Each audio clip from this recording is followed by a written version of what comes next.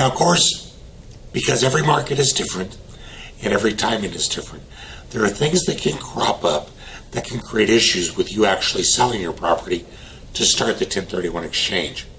So owner financing is something that always rears its head up, whether it's a seller's market or a buyer's market. You'll encounter buyers for your properties that may have great credit, but no money for a down payment. Or conversely, you may find people that have plenty of money for a down payment, but no credit. What can you do to keep your sale intact and yet still maximize your tax-deferred capabilities? When you carry back a note as owner financing, whether it is an installment note, a land contract, etc., you will at least be deferring the tax on profit so that you only have to pay it as the profit comes in. When you sell a property without owner financing, the money all comes in at once. You recognize the gain at that moment. However, when you do an installment sale and carry back a mortgage, you only recognize the gain as the profit comes in. And so you pay tax on the profit at that time. Well, if you're looking to simplify things, that can be a great way of mitigating some of the tax issues, because you're only going to pay the tax a lot more slowly as it comes in instead of all at once. Could be a good thing. But Dave has to give you a better idea. There is a way to combine owner financing with a 1031 exchange. And it works something like this. When you sell a piece of property, remember that the reinvestment requirements are to purchase at least as much as you sell and use all of the proceeds from the sale.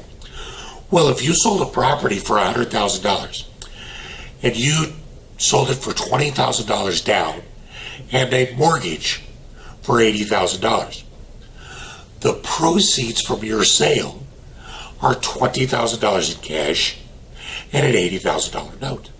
Now, all of those need to go into your exchange account, and you must use those to purchase another $100,000 property. Now, here's the problem. The cash is okay, but when you go to find that next seller and say, would you sell your piece of property to me? I've got $20,000 in cash, and I've got this note on another piece of property. They're not likely to jump at that idea.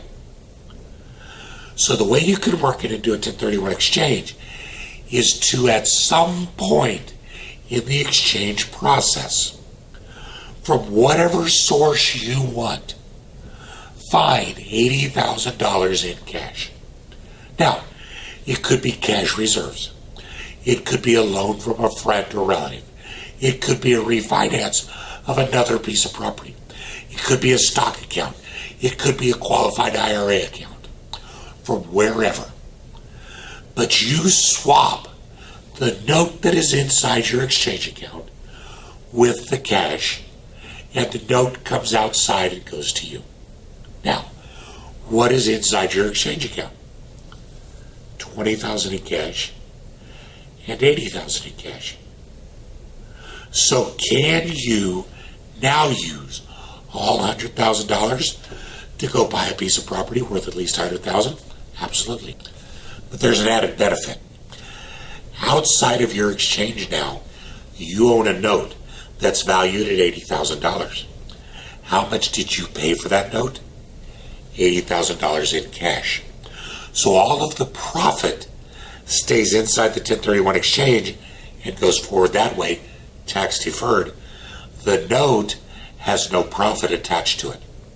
So as the payments for that note come in every month, the only part that is taxable is the portion that would be allocated towards interest. So in essence, let's look at what you were able to do here. By carrying back an owner-carried mortgage, you were able to salvage a sale. Make sure that it happened. You were able to completely defer paying tax on all the profit, and you just started to generate tax-free income for the length of that note.